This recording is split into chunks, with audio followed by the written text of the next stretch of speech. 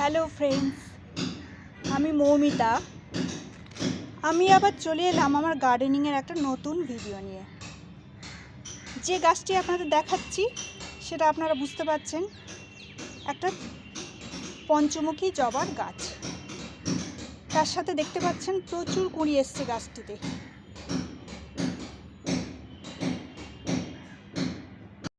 বন্ধুরা, জবা গাছে খাবার দিচ্ছি কিন্তু কুঁড়ি ফুল বেশি আসছে না।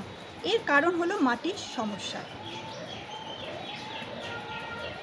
মাটি যদি ঠিক না থাকে, গাছ সেই খাবারগুলো ঠিকমতো শোষণ করতে পারে না, ফলে গাছের বৃদ্ধি ধীরে ধীরে কমতে থাকে এবং ফুলও কমতে থাকে। তাই আমি এই ভিডিওতে এমন একটি জিনিস ব্যবহার করে দেখাবো যা মাটির পিএইচ ব্যালেন্স ঠিক রাখতে সাহায্য করে। এই জিনিসটি ব্যবহার করলে গাছের বৃদ্ধি দ্রুত হয়, ফুলে ফুলে গাছ ভরে যায়।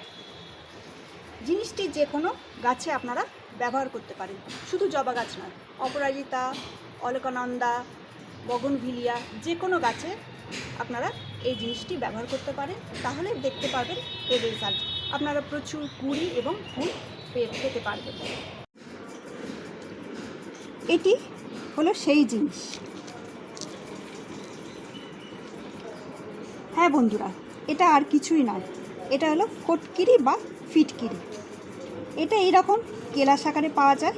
এই কেলাসটা ছোট, আরও বড় কেলাস আকারে আপনারা দোকান থেকে কিনতে পারেন। যে কোনো মুদির দোকানে এটি পাওয়া যায় এবং খুব কম দামে এটা পাওয়া যায়।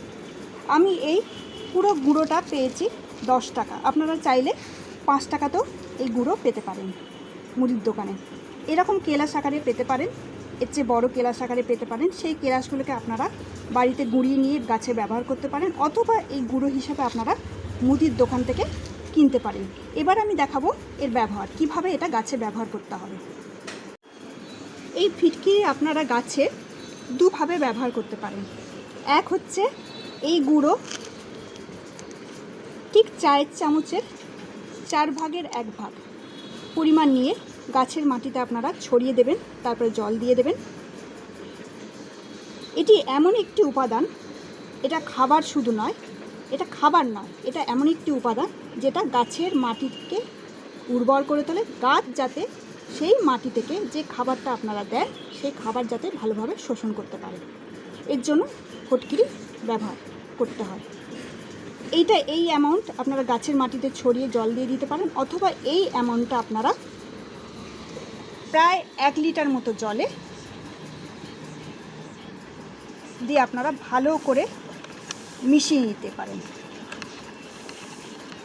এই পুরো 1 লিটার জলটা আপনারা কিন্তু একটা গাছে দেবেন না, এটা 5-6টা গাছে আপনারা ব্যবহার করবেন। ভালো করে এটাকে নাড়িয়ে মিশিয়ে নিতে হবে।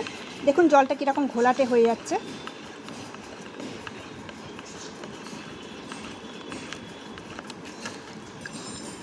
এই জলটাই আপনারা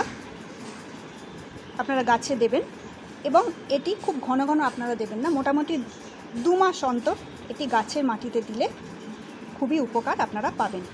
এইটা আমি ইউজ করে ভালো রেজাল্ট পেয়েছি বলে আপনাদের সাথে শেয়ার করছি।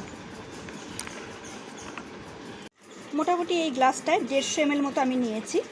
এটা আমি একটি গাছের জন্য ব্যবহার করব।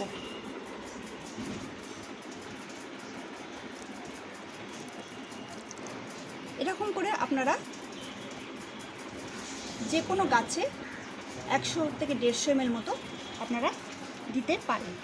এটি হচ্ছে গাছের মাটিকে আম্লিক করে। অনেক দিন বৃষ্টির পর, এখন তো মাঝে মাঝে বৃষ্টি হচ্ছে বিকালের দিকে, গাছগুলো হচ্ছে কিছুটা ক্ষারীয় হয়ে পড়ছে।